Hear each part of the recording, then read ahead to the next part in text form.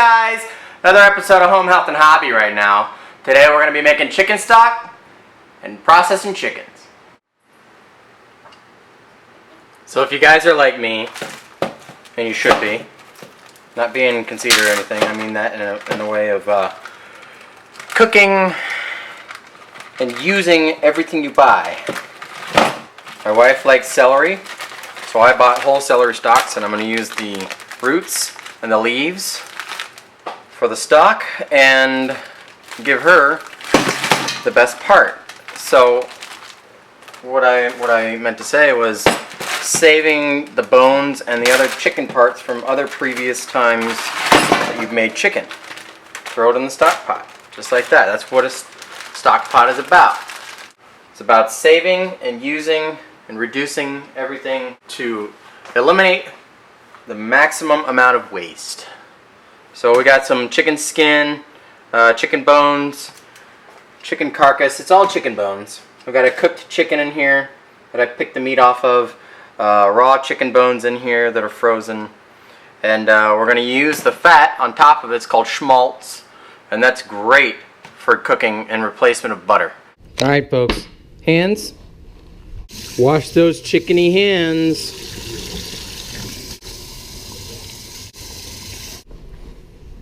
Breaking down chickens, I want to go over some basics here. For the purposes of what we're doing today, we're going to be using 1 or 2 tools to break down a chicken for chicken stock, or for what I'm going to show you here as bonus footage, a spatchcock chicken. Here are what most people would normally have in their kitchen. We've got here the 3 basic tools that anybody should have in their kitchen. I'm not saying everybody does have it in their kitchen, but we got your chef's knife. You've got a longer and skinnier knife. This right here is a boning knife. Not everybody's going to have one of those, but you're going to have a paring knife. What everyone should have in an apartment are those. Tiny little kitchen. You can get a lot done with that without having any specialty tools. This is what we're going to be using today.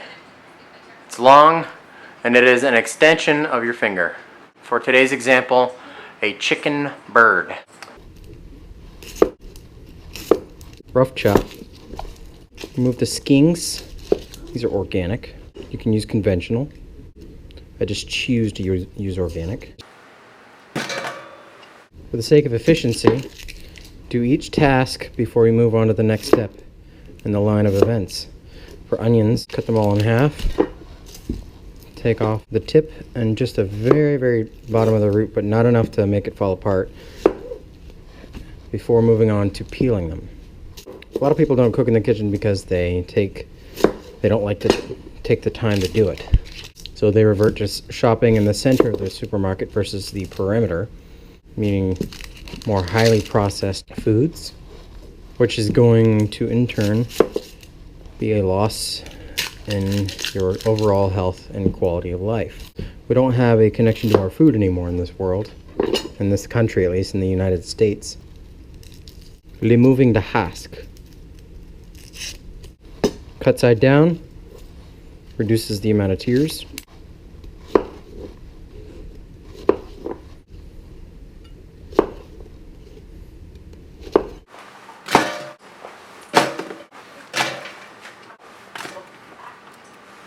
Wife genuinely likes to eat celery by itself. Something I don't really understand, but I'm going to accommodate her. We're going to use the leaves here. Great, chopped up in a chicken salad. Hey, we got chicken right here. We can use it for that. Straight here, goes into the stock pot. These celery hearts. This knife has not touched any chicken, BT dubs. This is not safe practices right here, having the chicken right next to it. This has now touched the chicken, so it cannot be used for cutting up the celery stalks for snacking.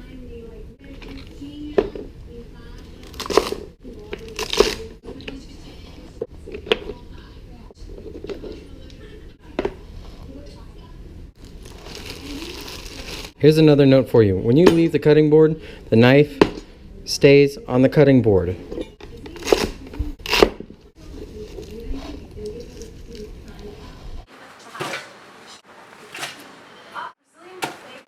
All right, to the meat portion of this video. We're gonna take our chicken here. I'm gonna show you how to debone a chicken 2 different ways here. Here's the first way. Start off, I like to start off by cutting off the legs as so. Right up into the pelvic bone right here. Here's a bone right here. Remember, clean hands, folks. You're gonna take right here. Something you do not get in grocery store chickens is a little piece of meat right here called the oyster. And the only way to get it is to process your chickens at home. And it does taste pretty good. It's a small piece of meat. These birds are smaller than your average Tyson chicken. As I said, these are air cooled. So they cost a little bit more to buy these. Right there, that is the oyster right here. It's a small dimple in the back of the chicken. You're going to take the thigh in your hand and expose this joint right here. There it is. Allowing you to cut through without cutting any bone. We're going to debone but leave the chicken skin on. We're going to take the chicken wings.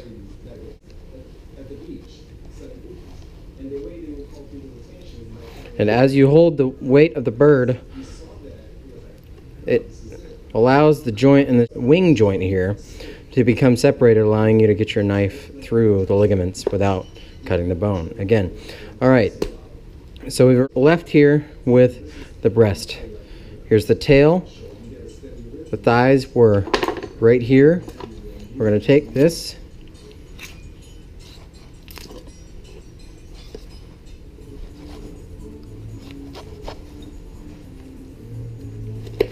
Cutting through this wishbone here. Set that aside for the moment. Here we are with the chicken breast.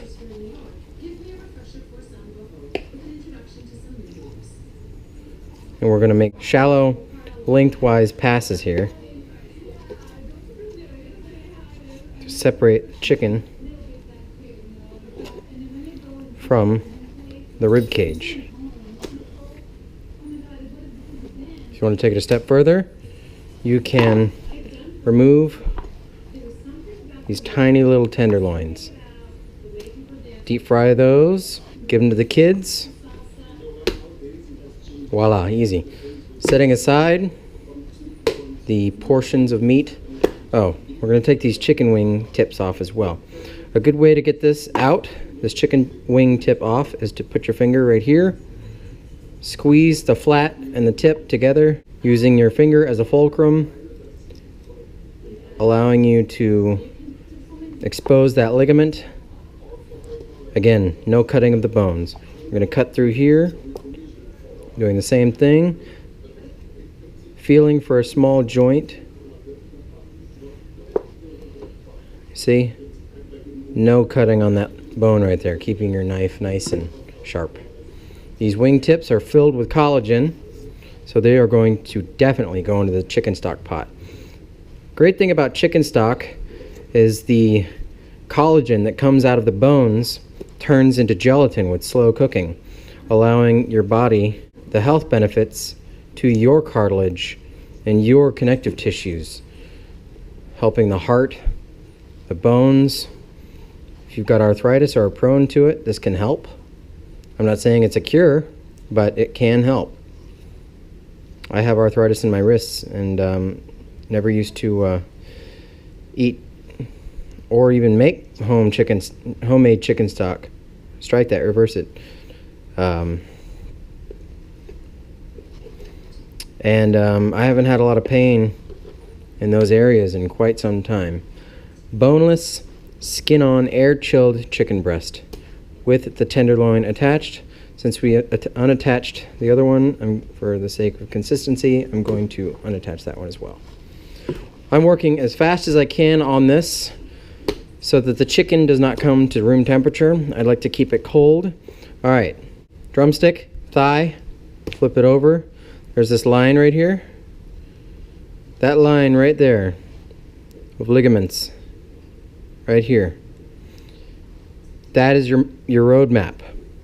If you feel right here, this would be the knee of the chicken. You're going to cut, exposing the thigh and the drumstick ligaments that hold the two together.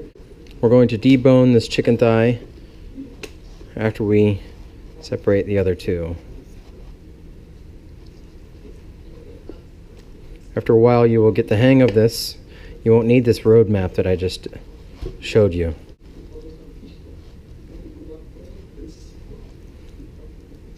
These simple things that we take for granted that nobody knows how to do today is a shame. Save on money, get to know your food, improve overall quality of life.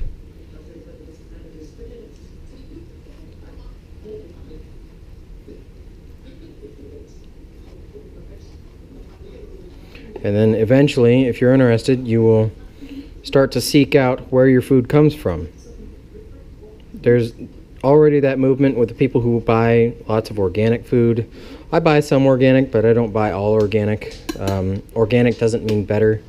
It may mean less pesticides and whatnot, but there are some things that you just don't need to buy organic on. Coffee, for one of them, I can't think of any reason they would use pesticides. Please, somebody correct me if I'm wrong in the comments below. Chickens, organic means that they've been raised on an organic food.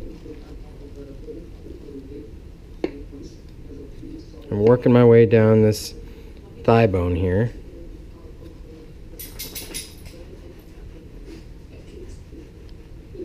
Boom. First chicken, deboned, thighs, deboned.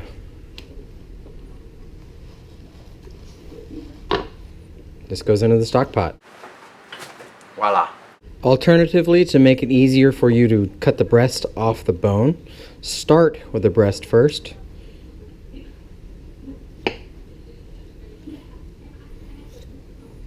Gives you a little bit more of a stable base. I would actually recommend that you start off with this method. All right, now right here, you can see this part right here. There is a bone right here. I like to take my knife and run it along that bone. There's that bone right there. Same on this side.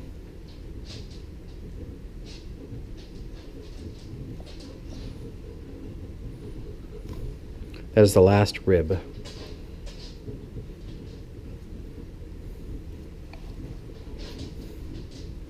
You're actually going to expose this whole breast and peel it away, like so.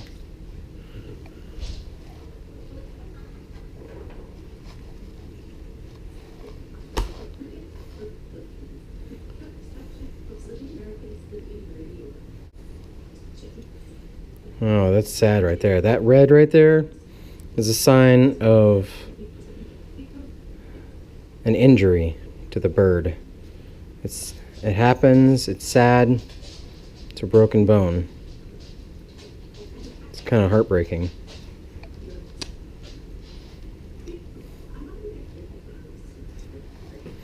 That would normally happen during the time of rounding up the chickens. The best company that I've found that produces chickens, they're pricey, is Smart Chicken. They round up the chickens by hand, believe it or not. And they're not pushed around by a machine onto a conveyor belt. Don't forget that oyster. Missed it. There it is right there. Alright, here we go. This finger right here is going to press up on that joint, separating that joint from the hip. Remove those wingies. Starting there, there.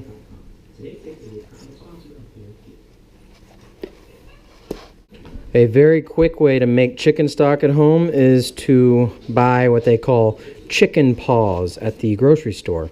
I'm going to cut this actually down the way we did that first bird, like that, to get better use of the space in the stock pot.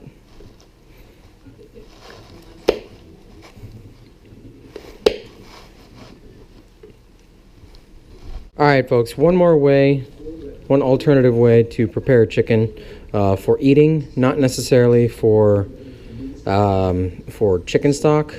We're going to do a spatchcock chicken. You can use a boning knife here. You can also use kitchen shears, which is my favorite way of doing it. We're going to take this here.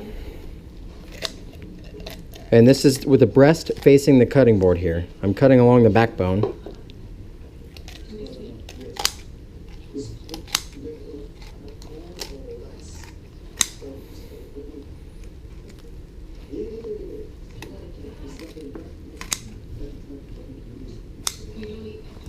That backbone, chicken stock. Boom. I'm going to remove the chicken wings here. The wings for happy hour. Alright, so if you feel right here, there are bones, the rib bones right here. And what we're going to do is we're going to remove this bone right here.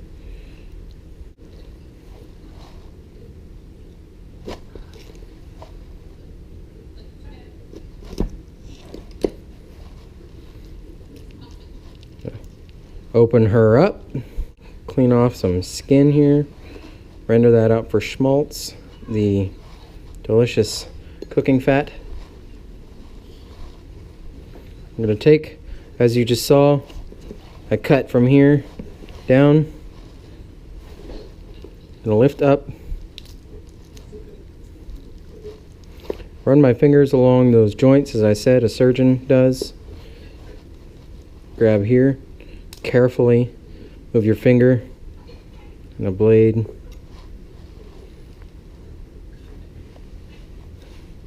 along this piece of cartilage. This is bone, this is cartilage.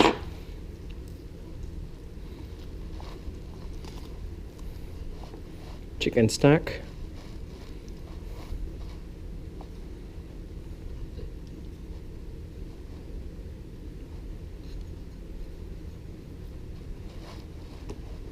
Boom. Got the two skewers here. Go in from this side right here. Lift the chicken legs.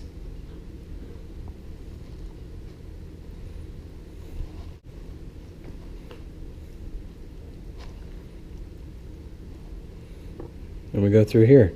Now we've got an easy to grill processed bird. Promotes even cooking. So you don't get any dried out pieces of meat. It's all done pretty much at the same time. That's how you do a spatchcock chicken. It's a very classy way to serve chicken at a barbecue or a grill out or whatever you're doing outside with friends and family. Wash your hands again. Alright, for the sake of not insulting your intelligence, I trust that you know how to cut up carrots pretty well. What we're going to do now is cover with water. And this is going to be very, very rich stock, that is, because of how much chicken we have in here. I didn't really use a ratio except for on the mirepoix, the carrot, celery, and onions, being 2 parts onions, 1 part carrot, and 1 part celery. We're going to add cold water.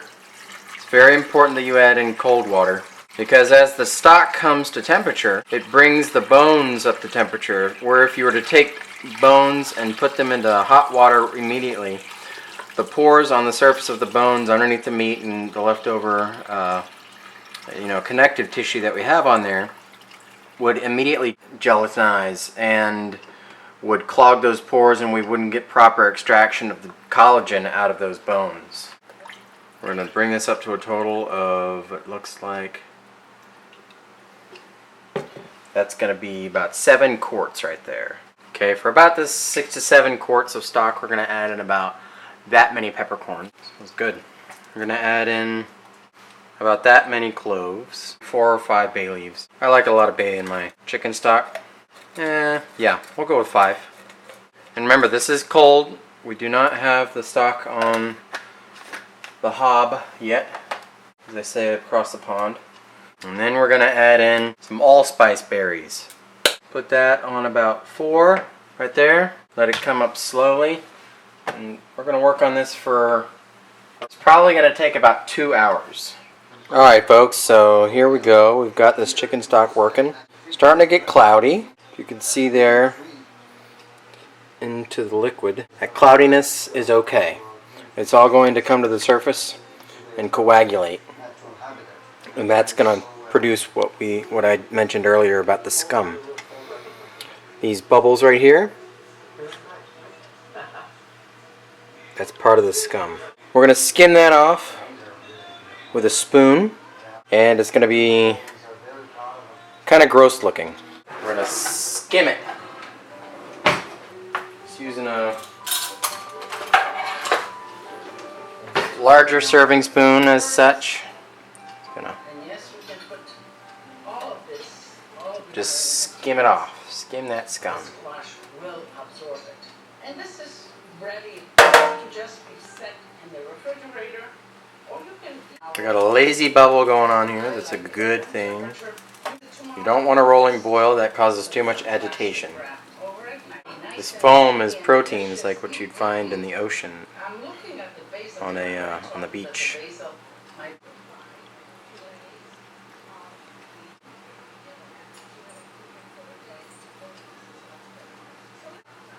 As you remove the scum here, it facilitates a clear broth. It's actually a stock, but clarity is a sign of quality when it comes to stock. We're going to continue to do this. It's going to reduce in volume here as well through evaporative motion. It's a few hours later, maybe like 5 hours later. Cooking bacon here for the wifey. The chicken stock looks beautiful. Ladle this off into a cane bro right next to it. We're not going to worry about skimming off fat at this point. We're going to let this cool off in the fridge and then skim off the hardened fat.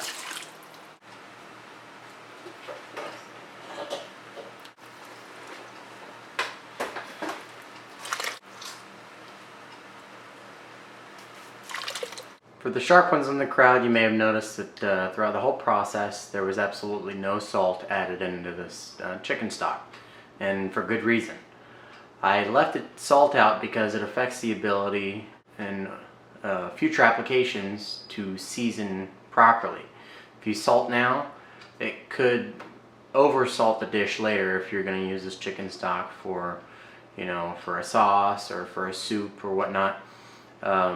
You can salt it if you want, but I really highly suggest that you don't. You can actually buy all this that we use to make this chicken stock in the grocery store. You can buy the chicken necks, chicken spines, you can buy chicken paws. That's a product that you can find in ethnic areas. In my area, we've got a large Mexican population, and it's very easy to find what they call chicken paws. You can also use chicken wings as well, because those have a lot of connective tissue. And anyways, I digress. This bone broth thing in the health food stores, don't buy it, make it yourself. Follow the guidelines that I gave you in this video, and you're sure to make a lot better product than what you can buy in the stores. And for a fraction of the price as well.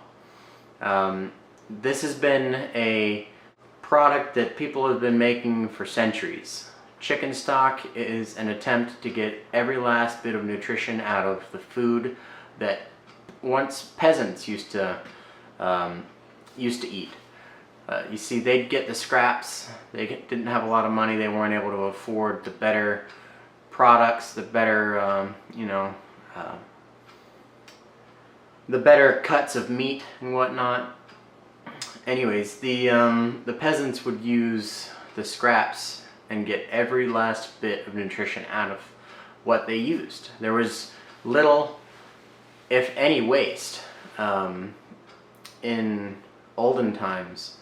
So I want you guys to take what you learned in this video, apply it, learn it, practice it. Let me help you help yourself. That's what my channel is all about. I like to make sure that people aren't getting ripped off. I'll have a video on how to do some other things. That's why my channel is called Home, Health, and Hobby. I do a lot of things with my hands. Anyways, I digress. I'm getting sidetracked. Let's cut this video off. Leave your comments and questions in the comment section below. I'll respond to any civil and relevant comments as long as they haven't been asked before. If you don't hear a response back from me, it means I've probably already answered a question and answered it thoroughly. So go and search for that as well. And this has been another episode of Home, Health, and Hobby. Thank you guys for stopping in, and I really appreciate you guys viewing my video. Like it, share it with your friends, post it on your Facebooks, Instagrams, whatever social media network that you utilize. Share it with your friends, and it really helps me out a lot. I'll see you in the next video.